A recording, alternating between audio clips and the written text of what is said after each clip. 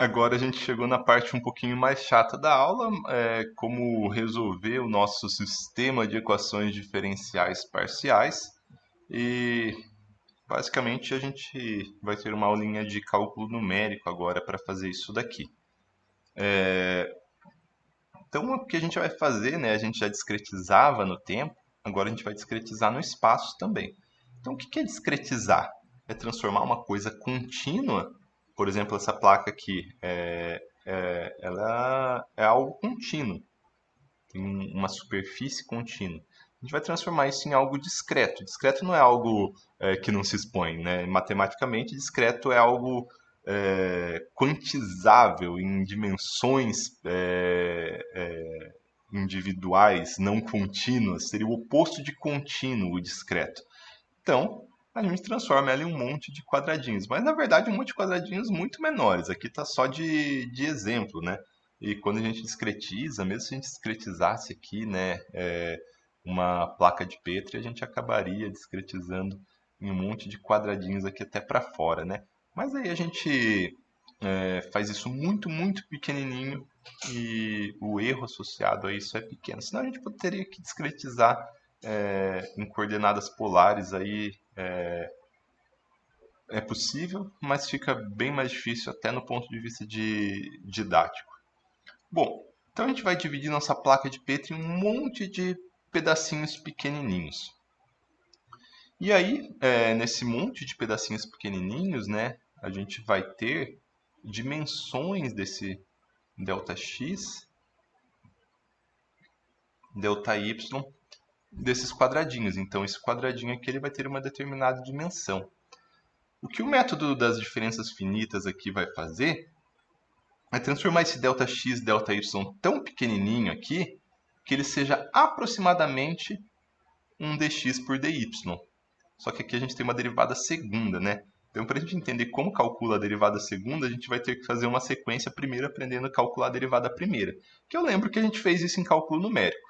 Então, vamos supor que a gente transforma aquele quadradinho ali, né, a nossa discretização, em algo bem pequeno. Eu diminui bastante e coloquei aqui já com umas coordenadas.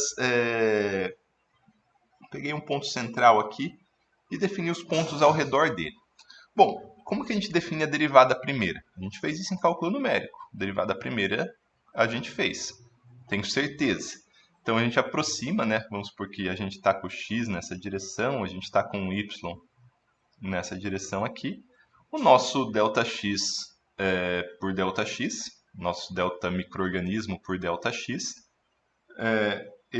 a gente poderia, né, fazer como a concentração de microorganismo no ponto I mais 1, menos a concentração de microorganismo no ponto I, sobre a coordenada do ponto xi mais 1, menos a coordenada do ponto xi. Certo? Isso não é um ΔX por ΔX? O ruim é que é ΔX por ΔX, né? Vamos pegar y. Não, aqui está ΔX também ainda. Então, tudo bem. Aqui é uma forma de calcular, né? Então, eu pego a diferença de concentração de microorganismo pela diferença de coordenada espacial.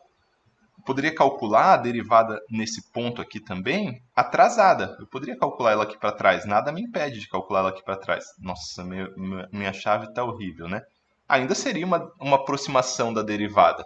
Então, seria x nesse ponto aqui, menos x nesse ponto aqui, sobre a coordenada desse ponto. Vamos supor que essa diferença aqui ela é h. Seria a coordenada no ponto I menos a coordenada no ponto I menos 1 sobre h. Tudo bem? Se a gente quisesse fazer isso para y, calcular a derivada, aproximar a derivada em relação a y. Então, a variação de microorganismo em relação a uma variação de y em nível diferencial seria aproximadamente ΔX, onde x é microorganismo, por ΔY, onde y é espaço. Então, a gente poderia pegar, por exemplo, o microorganismo, a concentração de microorganismo no ponto aqui, J mais 1, menos a concentração de microorganismo no ponto J, sobre essa diferença aqui, y no ponto J mais 1, menos y no ponto J, certo? Seria uma forma de calcular a derivada. Concordam? Uma aproximação para a derivada, né? Ou a gente poderia fazer a forma atrasada também. Essa seria a forma adiantada de calcular a derivada. Atrasada também dá certo. A gente poderia falar que a derivada ela é aproximadamente a concentração de micro-organismo no ponto J, menos a concentração de micro-organismo no ponto J menos 1, sobre esse espaço aqui, YJ menos YJ menos 1, que a gente vai chamar de H, certo? Então, seria a derivada atrasada. Então, a derivada é ΔX por ΔY. Isso é a derivada. Tudo bem? ΔX por ΔY. Claro, aqui no slide, eu estou colocando a outra coordenada junto também, que ela não importa muito. Então, a coordenada I ela é constante, né, quando a gente está fazendo a derivada em relação a J. Então, mas não muda muita coisa, não. É isso aí. Bom, isso aqui não é algo muito difícil de entender, né? Eu espero que não seja algo muito difícil de entender. A derivada de uma propriedade em relação a outra, a gente aproxima por diferenças finitas de uma propriedade em relação a outra. Então agora a gente vai tentar definir a segunda derivada. O que é a segunda derivada? A segunda derivada ela é, na verdade, uma derivada de derivadas. Se a gente falou que a derivada de x em relação a y, vou colocar um 2 aqui, ou na verdade seria um 0 que eu teria que colocar aqui. Se a gente define que a primeira derivada é ΔX, por exemplo, esse menos esse sobre um h, a gente também tem um outro delta aqui como esse menos esse sobre um h, a gente pode fazer que a segunda derivada é a diferença, é o delta das derivadas. Então a gente faz essa derivada aqui menos essa derivada aqui sobre h. Isso seria a segunda derivada. Deu para entender mais ou menos? A primeira derivada seria a variação de uma propriedade em relação a outra. A segunda derivada seria a variação da propriedade em relação a outra. Tudo bem? Então, se a gente expandir isso aqui, a gente vai chegar aqui, seria esse menos esse sobre h, menos esse sobre h, tudo isso sobre h. Tudo bem? Então, ó, vamos lá, colocar um por um aqui. Não, preciso de um Ctrl Z. Deixa eu apagar tudo e ficar bonitinho.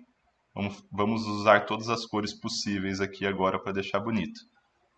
Então, a primeira derivada aqui seria... Vamos começar com o azul. A primeira derivada seria y no ponto 2 menos y no ponto 1, ou y no ponto 1 menos y no ponto 0, né? Então, x j mais 1 menos xj, que está aqui, tudo bem? Xj mais 1 menos xj, a primeira derivada, tudo isso sobre h. A segunda derivada, xj menos xj menos 1 sobre h. Tudo isso sobre h, porque uma derivada é a derivada de derivada. Uma derivada segunda é a derivada de uma derivada. Tudo bem? Talvez ficou um pouquinho confuso, mas agora a gente simplifica isso daqui, né? A gente tem duas... aqui está dividido pela mesma base, então eu posso deixar esse h tudo junto aqui e manipular o que está aqui dentro. A gente tem isso aqui negativo duas vezes, então dá para juntar esses dois termos aqui. E a gente chega... Vamos apagar todas as tintas do slide. Que a nossa derivada segunda de x em relação a y é igual a isso aqui mais isso aqui menos duas vezes isso aqui sobre h ao quadrado. Porque aí a gente ia ter h sobre h aqui, né? Da h ao quadrado. Então isso aqui seria o termo para a nossa segunda derivada. Se vocês procurarem no Google, colocarem discretização segunda derivada, ou discretização derivada, vocês vão chegar nisso aqui, não precisava lembrar exatamente. Provavelmente tem até no Wikipedia chegando nessa relação aqui, tudo bem? Mas aqui é da onde vem. De forma meio rápida, até peço desculpas pela rapidez, mas não é exatamente o foco da gente aqui na disciplina ficar voltando nesse tipo em cálculo numérico, né? Então, assim a gente calcula a segunda derivada.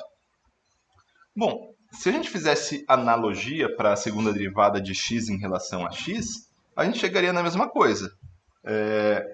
Esse termo mais esse termo, menos duas vezes esse termo, sobre h ao quadrado.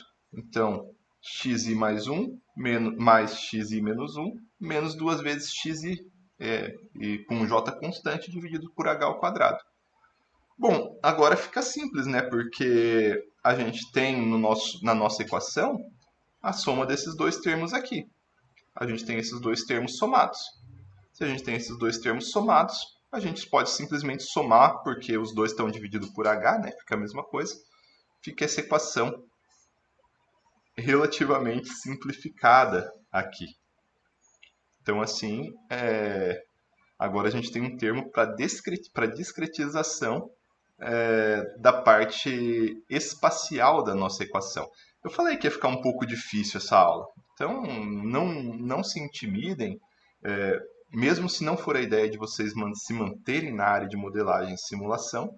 Eu acho que é bastante interessante os resultados que a gente vai ter aqui hoje e é sempre bom aprender, né? É sempre bom conhecer todos os recursos que a gente tem como engenheiro, como qualquer tipo de profissional que a gente possa vir a ser.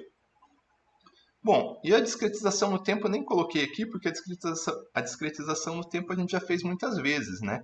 Então, até se a gente quiser falar aqui, né, dx por dt igual a uma função de x, x e y, a gente vai ter que a nossa discretização disso daqui vai ser x e mais 1 é igual a xi mais f de x, x, y, vezes h, onde h é o nosso espaço temporal. Isso aqui a gente já fez um monte de vezes e não mudou nada até agora. Isso aqui, essa discretização, ela se mantém. O que vai mudar agora? Previamente, a gente tinha uma linha reta, que era o tempo. A gente começava num tempo igual a zero e ia integrando no tempo. Achava o próximo, achava o próximo, achava o próximo, achava o próximo. Porque era um ponto só. Agora a diferença é que em cada coordenada temporal, a gente não vai resolver só o próximo ponto, mas a gente vai resolver todos os pontos espaciais ao mesmo tempo. Então, todos os pontinhos espaciais ao mesmo tempo, toda a placa de Petri, né? Então então a gente tem uma linha temporal aqui. Essa linha temporal ela vai ter um monte de plaquinhas de Petri. Vamos ver se dá para entender meu desenho aqui. Então aqui é no tempo igual a 0, tempo igual a 1, tempo igual a 2, tempo igual a 3 e assim por diante. No tempo igual a 0, a gente pode falar que a gente tem substrato em toda a plaquinha. Isso não ficou muito bom, né? E a gente tem um micro-organismo, outro micro-organismo em alguma posição da plaquinha. No tempo igual a 1, a gente tem que resolver todos os quadradinhos que a gente discretizou aqui dentro. Aí a gente vai ter um pouquinho mais de micro-organismo aqui, um pouquinho mais de micro-organismo aqui. Aí resolve tudo. Aí a gente vai ter um pouquinho mais de micro-organismo aqui, um pouquinho mais de micro-organismo aqui. Aí a gente resolve tudo de novo. E o micro-organismo, a gente vai tirando fotos temporais de como está o micro-organismo. A diferença para o que a gente fazia na aula passada é que em cada espaço temporal a gente tinha um ponto só de micro-organismo. Tinha tantos bilhões por litro. Aqui, em tal x, tal y, tal t, a gente tem tantos bilhões por ml, tantos milhões por ml. Essa que vai ser a grande diferença. Bom, na próxima aula a gente vai implementar isso aqui em Python, talvez fique um pouco mais claro de como a gente faz essa resolução, mas eu acho que vai ficar bem mais fácil quando a gente for para lá. Beleza? Bora tentar implementar isso na aula que vem, então.